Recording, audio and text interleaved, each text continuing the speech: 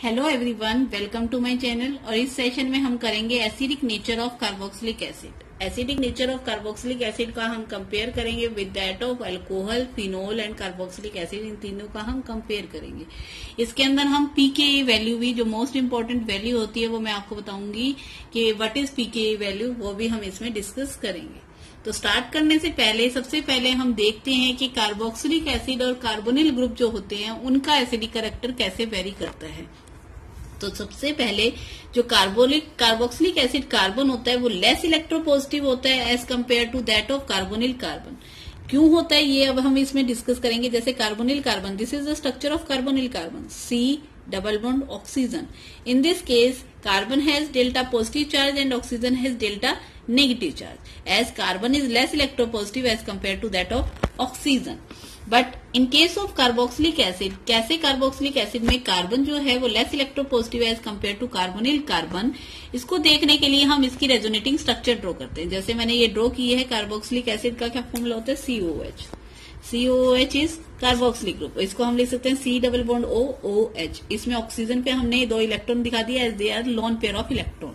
इसकी resonating structure बनाने में सबसे पहले ऑक्सीजन क्या करेगा, यहाँ पर ये अपने इलेक्ट्रॉन्स को डोनेट करेगा and this bond shift over here so that it get negative charge and at this oxygen we get positive charge. अब इसमें carboxylic carbon is less electropositive. Why it less electropositive? Because in this case oxygen is positively charged. Positively charged होगा तो ये क्या चाहेगा, ये electrons को अपने पास लेना चाहेगा। रेजोनेटिंग स्ट्रक्चर से हमें पता चल रहा है, जिसके कारण ये जो कार्बोनिल कार्बन होगा के कंपैरिजन में ये जो कार्बन होगा वो लेस इलेक्ट्रोपॉजिटिव होगा। अब हम डिस्कस करेंगे acidic nature of carboxylic acid. Acidic nature of carboxylic acid, ये हेडिंग हमने लिखा है। इसकी अब हम कंपैरिजन सबसे पहले करते हैं acidic nature with alcohol. Alcohol general formula R क्या होगा, एल्काइल ग्रुप। जनरल फॉर्मूला हमने लिख दिया, R इज एल्काइल ग्रुप। इसके साथ हम कंपेयर करेंगे तो सबसे पहले in the presence of water, जैसे ही हम वाटर में रिएक्शन कराएंगे तो इसमें फॉर्मेशन होगा RO negative alkoxide ion plus H3O positive. अब इसमें क्या हुआ, देखिए ये इलेक्ट्रॉन रिलीजिंग ग्रुप है। इलेक्ट्रॉन रिलीजिंग ग्रुप होने के कारण ऑक्सीजन पे क्या होगा, और ज्यादा नेगेटिव चार्ज आएगा, जिसके कारण ये फटाफट से H पॉजिटिव आयन को रिमूव कर देगा, रिमूव करेगा, जिसके कारण H3O पॉजिटिव आयन और एल्कोक्साइड आयन यहाँ पर फॉर्म हो जाएगा। और alkoxide ion this form is not stable due to plus I effect। I effect inductive effect, electron releasing group हो तो हम क्या लेते हैं, प्लस I इफेक्ट, और अगर इलेक्ट्रॉन विड्रॉइंग ग्रुप हो देन माइनस I इफेक्ट। ये अगली वीडियो में हम डिस्कस करेंगे व्हाट इज इंडक्टिव इफेक्ट। तो in this case there is R is alkyl group and this is an electron releasing group। electron releasing group ERG लिख सकते हैं हम। इलेक्ट्रॉन रिलीजिंग ग्रुप है, जिसके कारण ये इलेक्ट्रॉन रिलीज करेगा। जब रिलीज कर देगा तो इसे हाइड्रोजन से इलेक्ट्रॉन लेने की जरूरत नहीं पड़ेगी। जब नहीं पड़ेगी तो ये हाइड्रोजन को जल्दी से इजीली रिमूव नहीं करेगा। सो इसलिए alkoxide ion is not stable due to positive I effect. इसलिए ये हाइड्रोजन को रिमूव इजिली नहीं करेगा, जिसके कारण एल्कोक्साइड आयन जो होगा वो ज्यादा स्टेबल नहीं होता as compare to that of alcohol. अब इसका हम कंपेरिजन करते हैं। दिस इज, तो ये किसका केस हुआ, एल्कोहल का। अब हम लेते हैं फिनोल। फिनोल क्या होगा, C6H5OH, it is known as phenol. Aromatic compound हम ले रहे हैं फिनोल, दिस इज फिनोल। अब फिनोल का जब हम वाटर से हाइड्रोलिसिस कराएंगे देन इट ऑल्सो फॉर्म, जैसे उसने एल्कोक्साइड बनाया, ये क्या बनाएगा, phenoxide ion, O negative ion plus H3O positive. This is the structure of phenoxide ion. अब ये जो फिनोक्साइड आयन होगा ये क्या होगा, ज्यादा स्टेबल होगा ड्यू टू रेजोनेटिंग स्ट्रक्चर। अब इसकी रेजोनेटिंग स्ट्रक्चर मैं आपको ड्रॉ करके दिखाती हूँ। जैसे ऑक्सीजन नेगेटिव है, ये हमने वही का वही लिखा है, ऑक्सीजन नेगेटिव। ये नेगेटिव चार्ज यहाँ शिफ्ट होगा, जिसके कारण ये जो नेगेटिव चार्ज होगा ये पूरी की पूरी रिंग में लोकलाइज्ड होगा। तो डबल बॉन्ड ऑक्सीजन, ऑक्सीजन पे क्या हुआ, ये वाला नेगेटिव चार्ज यहाँ गया तो पॉजिटिव चार्ज आया, यहाँ पर नेगेटिव, और ये बॉन्ड एज इट इज, ये बॉन्ड एज इट इज। अब उसके बाद दूसरा बनाएंगे हम रेजोनेटिंग स्ट्रक्चर। अब ये नेगेटिव चार्ज यहाँ पर शिफ्ट होगा, जब ये यहाँ शिफ्ट होगा तो ये बॉन्ड कहाँ होगा, यहाँ दो बॉन्ड आया मीन्स 2 इलेक्ट्रॉन आ गए, तो यहाँ पर क्या हो गया, नेगेटिव चार्ज आ गया।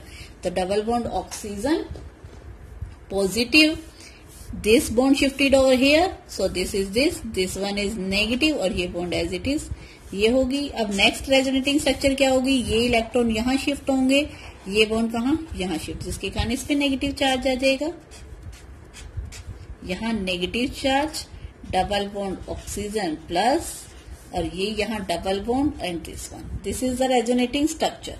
अब इसमें अगर हम इसको ओवरऑल लिखना चाहें तो हम क्या लिखेंगे यहाँ पर, इस टाइप से, डबल बॉन्ड ऑक्सीजन पॉजिटिव, और ये नेगेटिव चार्ज पूरा का पूरा यहाँ पर क्या हुआ है, डिलोकलाइज हुआ है। अब this is the resonating structure of phenoxide ion. अब इसको अगर हम क्या अल्कोहल, फिनोल और तीसरा कार्बोक्सिलिक एसिड से हम कंपेयर करें। अब कार्बोक्सिलिक एसिड के केस में जैसे मैंने आपको रेजोनेटिंग स्ट्रक्चर बनाई थी, कार्बोक्सिलिक एसिड इज RCOOH, इसमें अल्काइल ग्रुप लगा रखा है, इसका भी सेम हम हाइड्रोलिसिस करा रहे हैं। हाइड्रोलिसिस कराएंगे तो RCO negative plus H3O positive form होगा। अब इस केस में जब ये फॉर्म होगा, दिस RCO नेगेटिव, इसकी रेजोनेटिंग स्ट्रक्चर हम लिख के दिखाते हैं, double bond oxygen negative.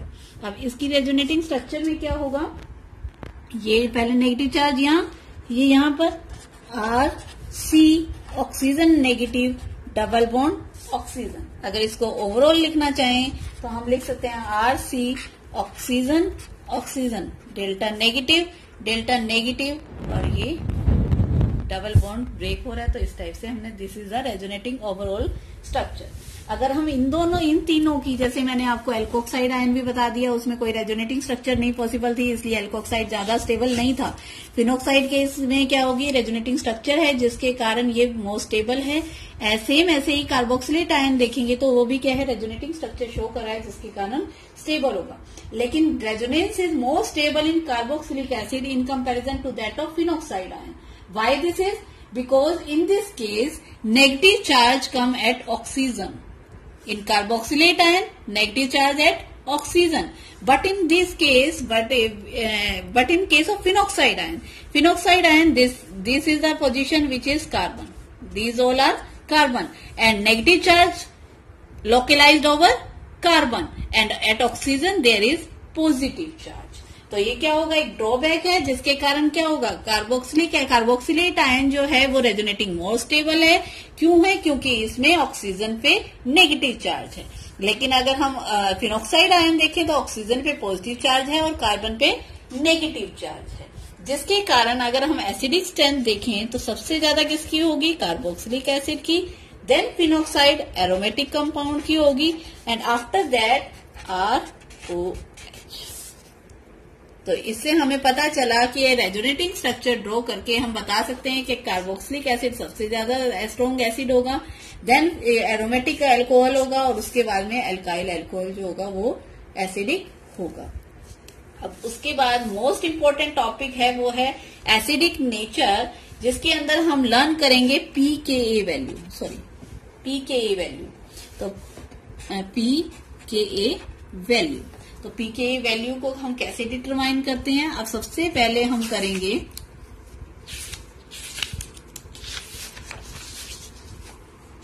RCOH, जो अभी रिएक्शन लिखी थी इसका हाइड्रोलिसिस कराया हमने, RCO negative plus H3O positive, वही रिएक्शन सेम लिखी है। अब उसमें इक्विलिब्रियम कांस्टेंट आपने इक्विलिब्रियम के चैप्टर में पढ़ा है, तो इक्विलिब्रियम कांस्टेंट अगर हमें डिटरमाइन करना है, इक्विलिब्रियम कांस्टेंट को हम शॉर्ट फॉर्म लिख सकते हैं K इक्विवेलेंट। वो किसके बराबर होगा, concentration of the product divided by concentration of the reactant. Product is RCO negative की concentration of H3O positive ion की concentration divided by concentration of carboxylic acid and concentration of water, and concentration of water generally we take 1, so इसको multiply करेंगे तो 1 हो जाएगा। K equivalent into water हमने लिख दिया यहाँ पर, is equal to RCO negative concentration H3O positive concentration divided by RCOH concentration. Concentration को हम स्क्वायर ब्रैकेट में लिखते हैं, तो हमने इसमें लिख दिया। तो अब के इक्विवेलेंट इनटू वाटर, इसको हमने मान लिया के ए। दिस इज के ए, कॉन्स्टेंट जो बना वो क्या बन गया, के ए। और के ए इज इक्वल टू क्या आ गया हमारा, RCO negative H3O positive concentration upon RCOOH। Ka is known as dissociation constant for acid, and from this equation Ka is directly proportional to concentration of H3O positive ion, means Ka is directly proportional to concentration of H positive ion भी हम इसे बोल सकते हैं। It means with the increase in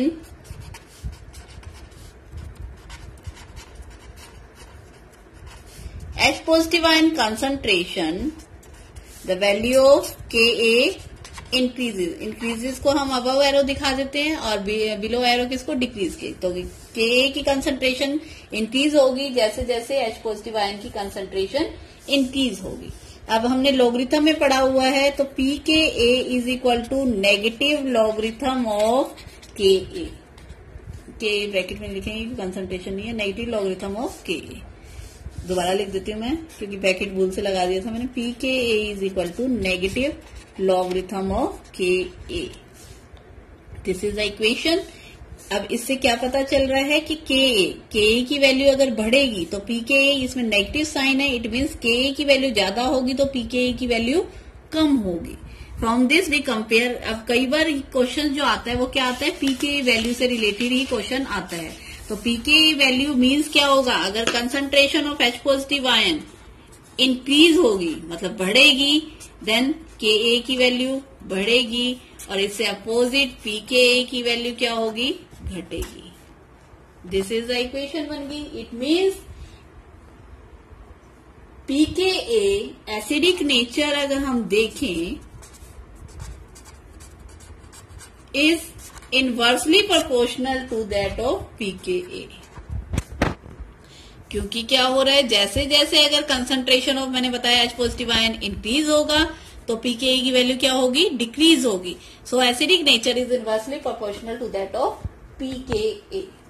अब हम इसमें पढ़ते हैं electron withdrawing group and electron releasing group. अगर इलेक्ट्रॉन विथड्रॉइंग ग्रुप प्रेजेंट होंगे तो वो क्या होगा, उससे इलेक्ट्रॉन विथड्रॉ कर लेंगे, जिसके कारण सपोज करो दिस इज कार्बोक्सिलेट आयन, इसमें से अगर कोई भी हमारा इलेक्ट्रॉन विथड्रॉइंग ग्रुप लगा हुआ है, इलेक्ट्रॉन विथड्रॉइंग ग्रुप सपोज यहाँ पर सबसे पहले CF3 ग्रुप लगा है, this is electron withdrawing group, ये इलेक्ट्रॉन विथड्रॉ कर लेगा, जिसके कारण ये H पॉजिटिव आयन को क्या करेगा, इजिली रिलीज कर देगा। इजिली रिलीज करेगा इट मीन्स उसकी एसिडिक स्ट्रेंथ इंक्रीज होगी।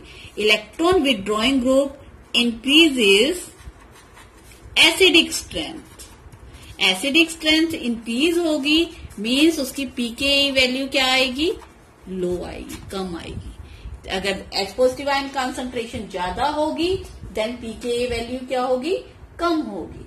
अगर मान लो इसके अपोजिट अगर इलेक्ट्रॉन रिलीजिंग ग्रुप लगा है, electron releasing group CH3 group ही ले लेते हैं, तो वो क्या करेगा, इलेक्ट्रॉन को देगा उसको, ये तो इलेक्ट्रॉन को विड्रॉ कर रहा था, ये इलेक्ट्रॉन कार्बोक्सिलेट आयन को देगा, जिसके कारण ये हाइड्रोजन को तो रिमूव होने ही नहीं देगा, नहीं होने देगा, तो इसके मतलब उसकी एसिडिक स्ट्रेंथ डिक्रीज होगी। एसिडिक स्ट्रेंथ डिक्रीज हुई और इसमें पीके की वैल्यू क्या होगी, इंक्रीज हो जाएगी। अगर हम कंपेयर करें इलेक्ट्रॉन विथड्रॉइंग ग्रुप की एसिडिक स्ट्रेंथ में, तो सबसे ज्यादा होती है CF3 की, देन NH2 की, NO2 नाइट्रो ग्रुप। हम इलेक्ट्रॉन विथड्रॉइंग ग्रुप ले रहे हैं, रिलीजिंग नहीं, CF3, nitro group, cyanide group, then halogen and उसके बाद phenyl group. This is the table of nature of electron withdrawing group. Electron withdrawing group जो होगा, अगर ये CF3 ग्रुप लगा है तो एसिडिक स्ट्रेंथ क्या होगी, उसमें ज्यादा इंक्रीज होगी, पीके वैल्यू सबसे कम इसमें आएगी और फिनाइल ग्रुप में उससे ज्यादा आएगी, अगर इन सब में हम कंपेयर करें। और X का मतलब क्या है, X is halogen, in this case X is halogen, और हेलोजन कौन कौन से होते हैं? फ्लोरीन, उसकी ज्यादा होती है, then chlorine, then bromine and then iodine. अगर हम सिंपल सा, मैं एक एग्जांपल ले रही हूं, ऑर्डर निकालना है हमने, एसिडिक स्ट्रेंथ CF3COH हमें दिया है एक तो, और दूसरा हमें दे रखा है CH3COOH, और एक हमें दे रखा है HCOOH। In this case CF3 electron withdrawing group, this is electron withdrawing group, CH3 electron releasing group. अब सबसे ज्यादा किसकी होगी? ये फर्स्ट वाला सबसे ज्यादा एसिडिक होगा, और इसमें क्या है? Hydrogen. Hydrogen in comparison to this electron releasing कम होता है, तो फर्स्ट सबसे ज्यादा होगी, देन सेकंड की होगी acidic strength, and then third की। तो कैसा ऑर्डर होगा? 1 सबसे ज्यादा, फिर सेकंड इसे लिखें और थर्ड इसे लिखेंगे, 1 2 3 ऐसे लेंगे, तो फर्स्ट की सबसे ज्यादा, थर्ड की, एंड देन सेकंड की। तो इस टाइप से हम एसिडिक स्ट्रेंथ को कंपेयर कर सकते हैं।